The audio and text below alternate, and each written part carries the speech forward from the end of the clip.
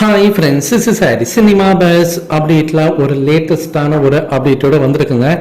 Lyca நிறுவனம் என்னதான் நினைச்சுருக்காங்கன்றது சீரியஸாகவே தெரியல. ஈவினிங் 5 o'clock ட்ரெய்லர் ரிலீஸ் ஆகும் அப்படின்னு சொல்லியிருந்தாங்க லால் சலாம். அது மட்டும் சில டெக்னிக்கல் இஷ்யூஸ் இருக்கு, 7 மணிக்கு கண்டிப்பாக ரிலீஸ் பண்ணுன்னு சொன்னாங்க. இப்போ இந்த வீடியோ ரெடி பண்ணிருக்கும் போது மணி 7:15 ஆயிடுச்சு. இது வரைக்குமே ட்ரெய்லர் வரல. இந்த நிலையில் லால் சலாம் படத்தோடைய ப்ரெஸ் மீட் நடந்துருக்கு. அது ஈவினிங் 5 o'clockலேருந்து லைவாக நடந்துருக்கு. நிறைய யூடியூப் சேனலில் அதை போட்டுருக்காங்க. நம்மளும் போன வீடியோவில் லிங்க் கொடுத்துருந்தோம். பார்க்காதவங்களாம் இப்போ கூட நீங்கள் போய் பார்க்கலாம். ஸோ அதில் ஐஸ்வர்யா பேசும்போது ரொம்பவே உணர்ச்சி பொங்க சில விஷயம்லாம் பேசிட்டாங்க. என்ன சொல்லிருக்காங்கன்னா, நான் ஆடியோ லான்ச்சில் எங்கள் அப்பா சங்கின்னு சொல்கிறது எனக்கு ரொம்ப கஷ்டமாக இருக்குது.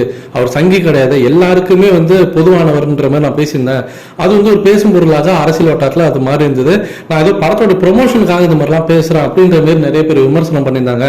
ஒரு விஷயம் நீங்கள் தெரிஞ்சுக்கணும், என் மூலியமாக அவருடைய ஸ்ட்ராட்டஜியை பேசி தான் ரஜினி சாரோடைய படம்லாம் ஓடணும்னு அவசியமே கிடையாது. எங்கள் அப்பாவுக்கு அது அவசியமே கிடையாது அப்படின்ற மாதிரி காட்டமாகவே ஒரு பதில் சொல்லிட்டாங்க.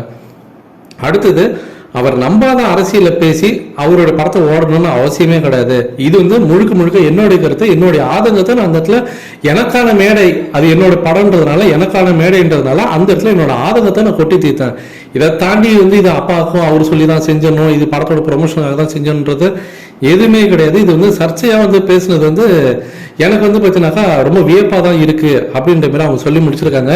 ஸோ இதெல்லாம் ஒரு பக்கம் போகட்டும். இப்போ யார் அதை பற்றிலாம் பேச ஆரம்பிச்சா, நமக்கு ட்ரெய்லர் வரணும், எப்போ வரும்னு தெரியல. ஸோ இந்த ஈவெண்ட் நடந்து முடிய தருவாயில் தான் அநேகமாக அந்த ட்ரெய்லர் ரிலீஸ் பண்ணுவாங்க அப்படின்னு நான் நம்புகிறேன்.